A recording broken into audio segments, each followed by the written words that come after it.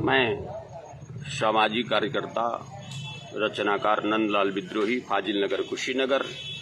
साथियों, आज होली का त्यौहार पूरे हर्षोल्लास के साथ मनाया गया और होली हमने भी मनाई का एक रस्म अदायगी की। हम ही नहीं,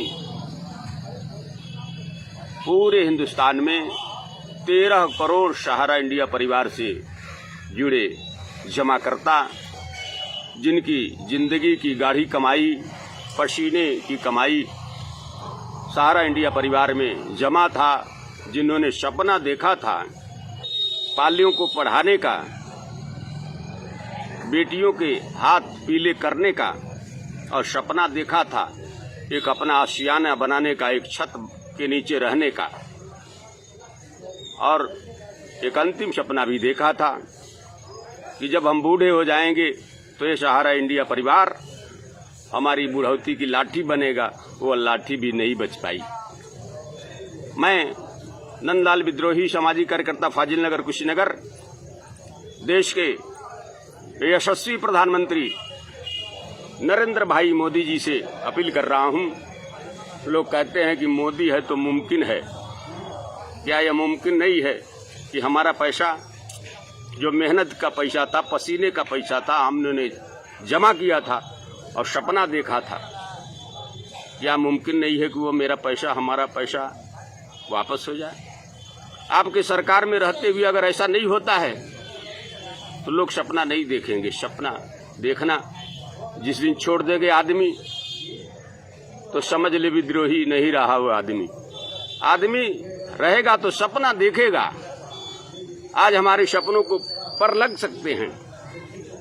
हमारी होली 13 करोड़ सहारा जमाकर्ताओं की होली तब होगी जब उनका भुगतान शुरू हो जाएगा।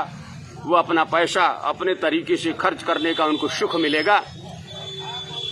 मैं नंदलाल विद्रोही, माननीय न्यायमूर्ति सर्वोच्च न्यायालय, जो न्याय का अंतिम न्यायालय है, लोग कहते हैं देर है लेकिन अंधेर नहीं है, लेकिन न्यायमूर्ति साहब, मुख्य न्यायाधीश, मैं आपसे अपील करता हूं, अब बहुत देर हो चुकी है।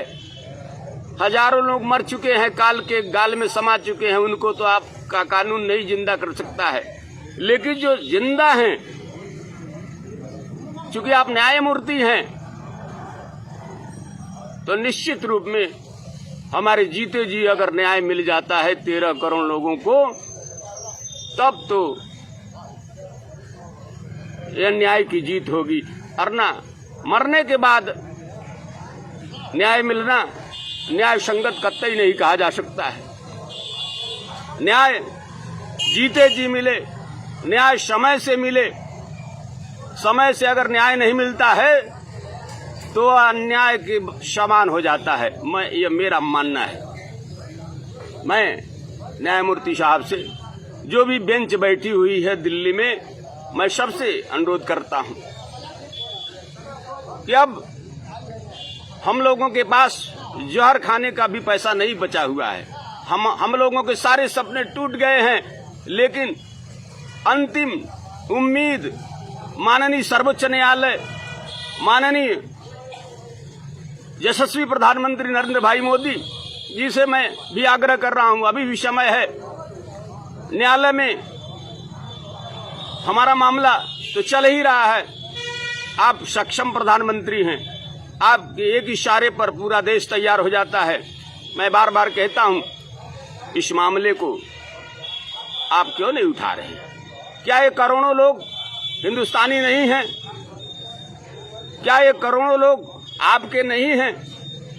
आपका कर्तव्य है, राजा का धर्म है, प्रधानमंत्री का धर्म है, नेता का धर्म है, उसका दायित्व है कि जनता की हिफाजत करे, और जनता की हिफाजत के लिए उसे अगर अपने को भी कुर्बानी करना पड़े तो नेता को, राजा को, जो पदाधिकारी हैं, जो जिम्मेदार हैं, उनको कभी पीछे नहीं हटना चाहिए।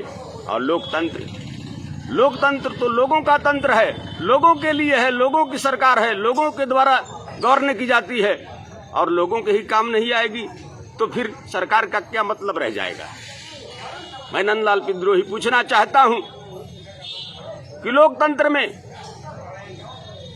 विश्वविद्यालयों में पढ़ाया जाता है कि संप्रभुता जनता में निहित होती है, संप्रभुता संसद में निहित होती है, संप्रभुता न्यायालय में निहित होती है, लेकिन लोकतंत्र में अंतिम रूप से संप्रभुता जनता में निहित होती है। और जनता की इस तरह की दुर्दशा 12 वर्ष से जनता झेल रही है। आप राशन बांटते हैं, आप साल भर 2023 पूरे साल भर के लिए राशन का ऐलान कर दिए हैं, मुफ्त में कर दिए हैं। आए 15 करोड़ लोग मर रहे हैं, जहर खाने का पैसा नहीं है, इनका पैसा फंसा हुआ है और जिम्मेदारों ने ही पैसा रखे हुए हैं। क्या आप इसकी व्यवस्था नहीं कर सकते हैं? हमारा पैसा हमें वापस नहीं कर सकते हैं? सेबी के अधिकारी, आपको बता दूं, सेबी के निकम्मे अधिकारी वो समझ नहीं पा रहे हैं। 12 वर्ष से अदालतों के चक्कर काटते काटते जनता का संबल टूट रहा है, जनता का हौसला टूट रहा है। बहुत से लोग जहर खा के मर चुके हैं, अब और कितने मरेंगे?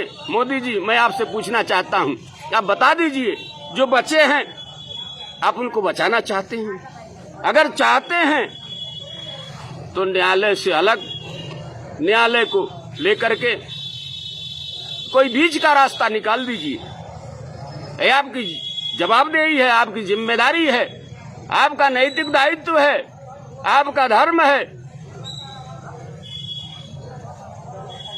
आप लोकतंत्र के राजा हैं, राजा का काम है प्रजा की हिफाजत करना। माना कि ये लोकतंत्र है, अब व्यवस्थाएं अपने अपने अधिकार क्षेत्र में होती हैं, लेकिन एक आतंकी की फांसी के लिए रात में अदालत खुल जाता है। आए करोड़ों लोग मर रहे हैं, क्या दिन में इनका फैसला नहीं आ सकता है? अरे भाई, कुछ करिए। ये 13 करोड़ लोग हैं, ये पैसा बाजार में आएगा, मार्केट में आएगा, लोग अपने तरीके से खरीदारी करेंगे तो विकास का रास्ता आगे बढ़ेगा, विकास अग्रसर होगा, लोगों में खुशहाली आएगी, बाजार में भी सक्रियता आएगी, लोग खरीदेंगे तो सामान बिकेगा और इससे जो है करोड़ों लोगों का फायदा होगा।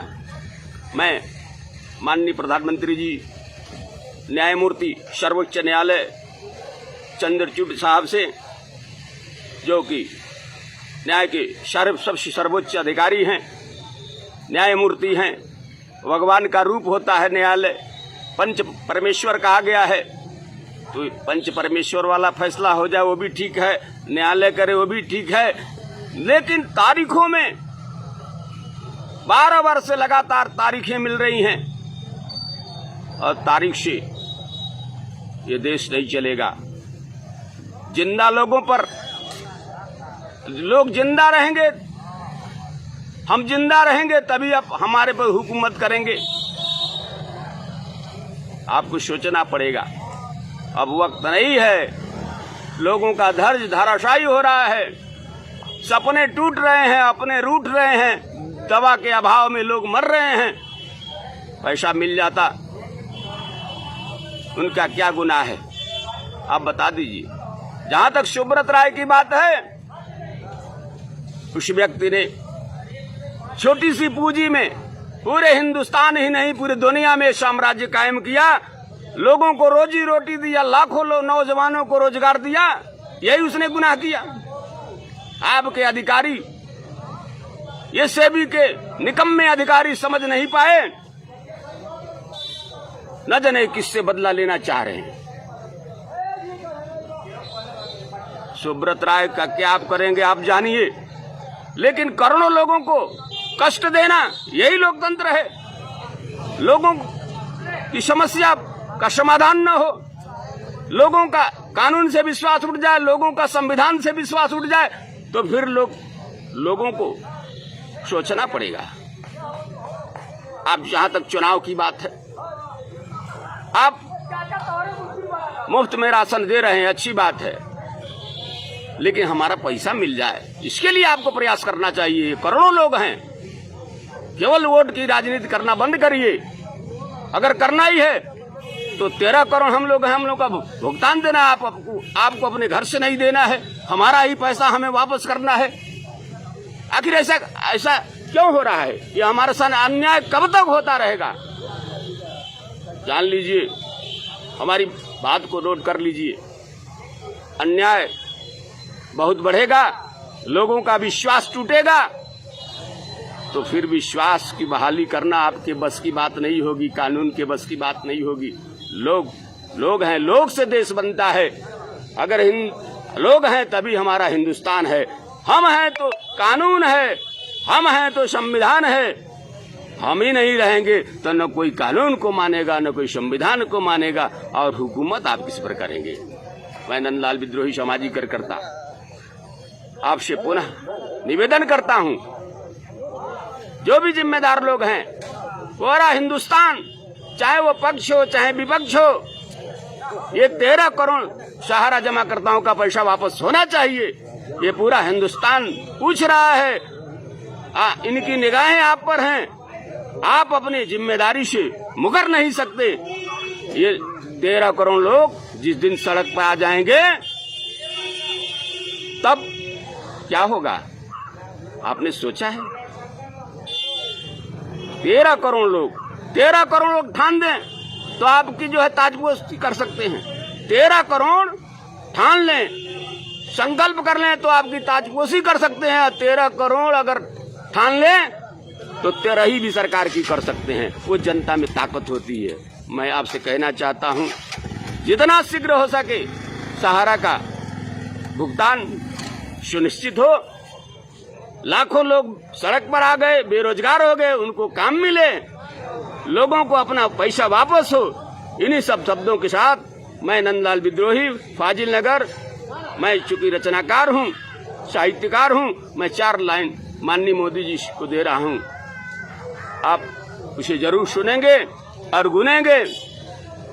कौन किसके काम आएगा, कौन किसके काम आएगा, ये बात विद्रोही वक्त बतलाएगा। अब कुछ काम कर लो ऐसा यारों, जो जाने के बाद जमाने को याद आएगा।